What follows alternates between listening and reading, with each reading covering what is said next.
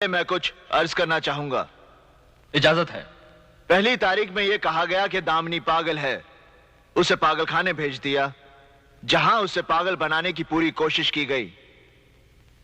दूसरी तारीख से पहले अस्पताल में पड़ी उर्मी का खून कर दिया गया और केस बना खुदकुशी का, जबकि इस अदालत में मैंने यह साबित कर दिया कि उर्मी ने खुदकुशी नहीं की, उसका खून हुआ है।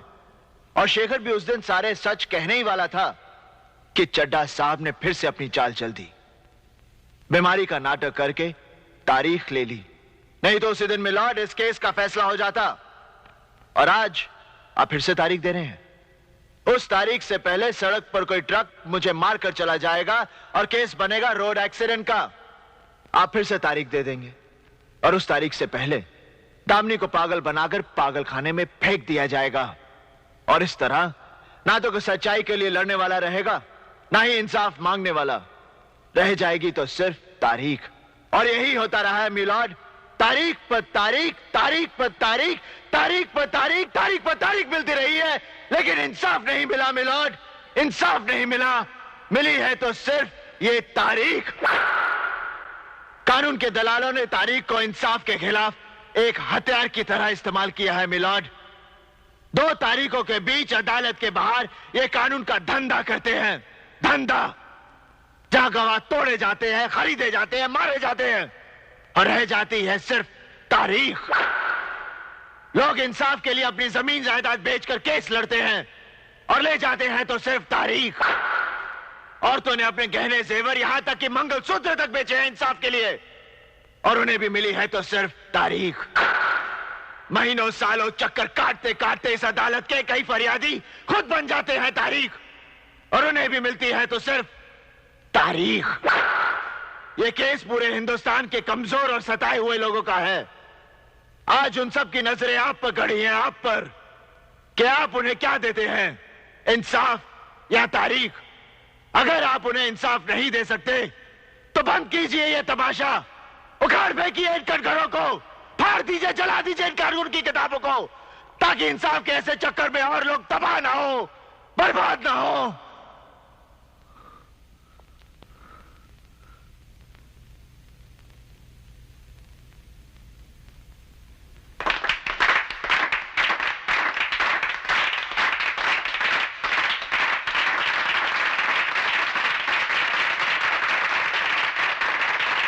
मिलॉर्ड, ये हो क्या रहा है?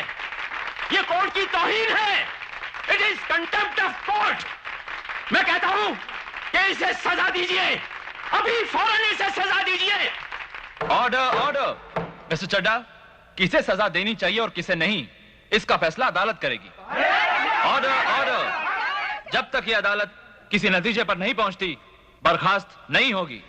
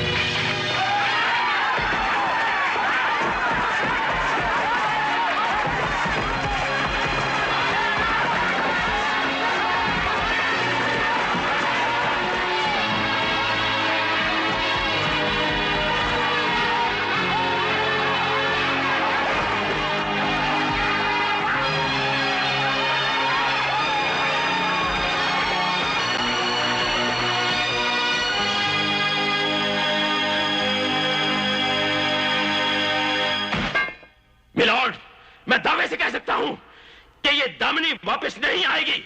दामिनी हरगिज वापस नहीं आएगी मिलॉर्ड। दामिनी आ गई, दामिनी आ गई।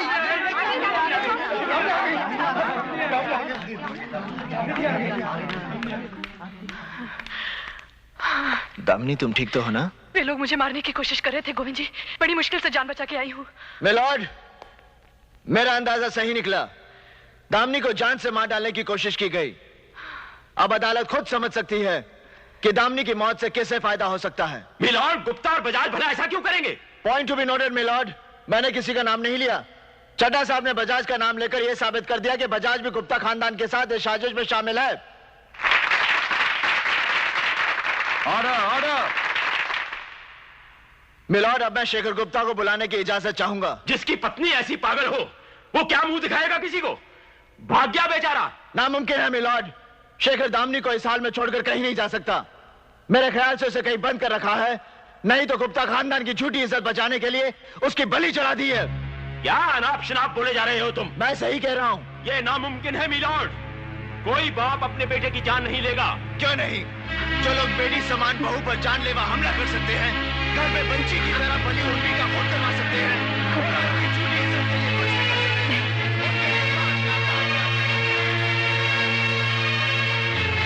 मुझे नहीं चाहिए इंसाफ।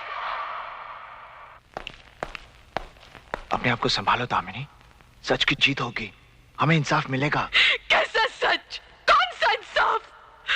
मुझे कुछ नहीं चाहिए, मुझे कुछ नहीं चाहिए। मुझे बोलने दीजिए गोविंद जी, मुझे बोलने दीजिए। बहुत देखा, बहुत सुना। उर्मी के बलात्कार को धंधा बनाया है इन लोगों ने, धंधा, रोजी रोटी बनाया है। उर्मी के तबाही को चटपटी कहानी बनाकर किश्तों में बेचा है प्रेस ने, तो उसकी बर्बादी को पैसे बटोरने का जरिया बनाया है पुलिस ने। और डॉक्टर, जिसे हम भगवान का दूसरा रूप मानते हैं, वो भी पैसे खाकर भाग गया, उर्मी को मरने के लिए छोड़कर। गिद्धों से भी बदतर है ये लोग, जो जिंदा इंसान को नोच खाते हैं। ढोंगी है, फरेबी है, सब के सब। मंदिर में देवी की मूर्ति को रेशमी कपड़े पहनाते हैं और बाहर औरतों के कपड़े उतारते हैं, नंगा करते हैं उन्हें। ऐसे लोगों में नहीं साबित करनी है सच्चाई, मुझे नहीं साबित करनी है सच्चाई। उर्मी का बलात्कार एक बार क्या देखा मैंने, उसे इंसाफ दिलाने क्या निकली मैं। हर गली, हर नुक्कड़ में उसका बलात्कार हुआ। कभी पुलिस थाने में तो कभी इंसाफ के इस मंदिर में बार बार बलात्कार हुआ उसका, हर बार बलात्कार हुआ। हाथ कहां थे? हाथ कहां थे?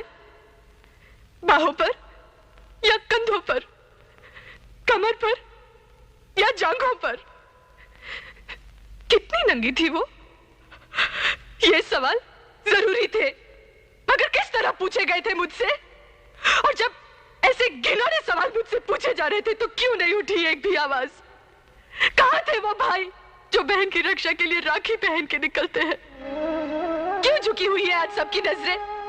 क्यों? उस दिन तो सबकी नजरें मुझ पे गड़ी हुई थी जब चड्ढा साहब मेरी बेइज्जती कर रहे थे। क्यों चड्ढा साहब? घुटनों के ऊपर के हिस्से को जांघें कहते हैं, ये मैं भी जानती हूं। अब मैं आपसे पूछती हूं, जवाब दीजिए चड्ढा साहब। गर्दन के नीचे के हिस्से को छाती कहते हैं ना? आप कम सुनते हैं चड्ढा साहब, इसीलिए मैं जोर से कहती हूं, चीख के कहती हूं, ताकि आप साफ साफ सुन सके। गर्दन के नीचे के हिस्से को छाती कहते हैं चड्ढा साहब। इंसान की पहली पहचान इसी हिस्से से होती है। हर माँ अपने बच्चे को छाती से लगाकर दूध पिलाती है। आपने भी पिया होगा चड्ढा साहब। क्या आप अपनी माँ बहन से ऐसे सवाल करते जैसे आपने मुझसे किए थे? जवाब दीजिए चड्ढा साहब, सर में उठाकर आकर मिलाकर जवाब दीजिए।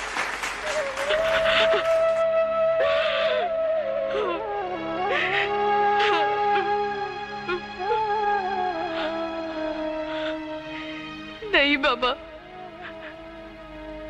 नहीं चाहिए सच्चाई मुझे बाबा। कम से कम उर्मी की आत्मा को तो शांति से रहने दीजिए। मैं ये केस वापस ले रही हूं। शायद मैं पागल ही थी जो आज तक ये सब कुछ। मैं पागल हूं।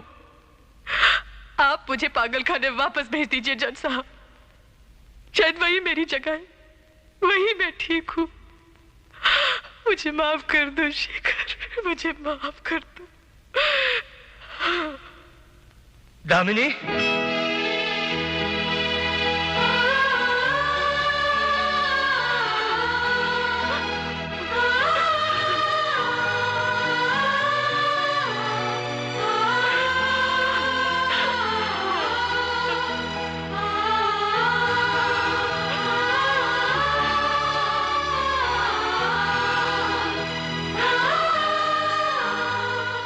मैं गुनहगार हूं, कसूरवार हूं। यह सच है कि उर्मी का बलात्कार हुआ। मैंने देखा, मेरे घर में मेरे भाई और उसके दोस्तों ने उर्मी का बलात्कार किया। यह बात मैंने और मेरे घर वालों ने छुपाई ताकि हमारी इज्जत पर धब्बा न लगे, हमारी झूठी इज्जत पर धब्बा न लगे। यह भी सच है कि उर्मी का कत्ल किया गया। इस साजिश में मिस्टर चड्ढा, मिस्टर बजाज और मेरे पिता शामिल हैं। अगर ऐसी शर्मनाक घड़ी में मैं यहां तक पहुंचने में हिम्मत जुटा पाया हूं, अगर मौत से भी लड़कर मैं यहां तक पहुंच पाया हूं, तो उसके पीछे जो ताकत है वो मेरे सामने खड़ी है। दामिनी, मेरी पत्नी दामिनी। मुझे गर्व है, मुझे फक्र है कि दामिनी मेरी पत्नी है मिलॉर्ड। दामिनी मेरी पत्नी है।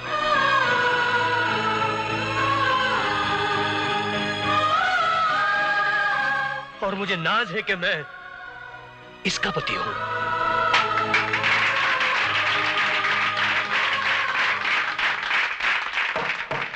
Order, order. तमाम गवाहों और शेखर के बयानात को सुनने के बाद अदालत इस नतीजे पर पहुंची है कि राकेश और उसके तीनों दोस्त महेश कालिया, अनूप आर्य और भरत सब्रवाल को बलात्कार के जुर्म में 7-7 साल कैद बामशक्कत और गुप्ता परिवार के उन तमाम लोगों को जिन्होंने इस जुर्म पर पर्दा डालने की कोशिश की 2-2 साल कैद, और इंद्रजीत चड्ढा, केदारनाथ गुप्ता और तोलू बजाज को उर्मी के कत्ल की साजिश में 7-7 साल कैद बामुशक्कत की सजा दी जाती है। और शेखर गुप्ता, जिन्होंने इस अदालत को इंसाफ की मंजिल तक पहुंचने में मदद की, उनके खिलाफ कोई कार्रवाई नहीं की जाएगी।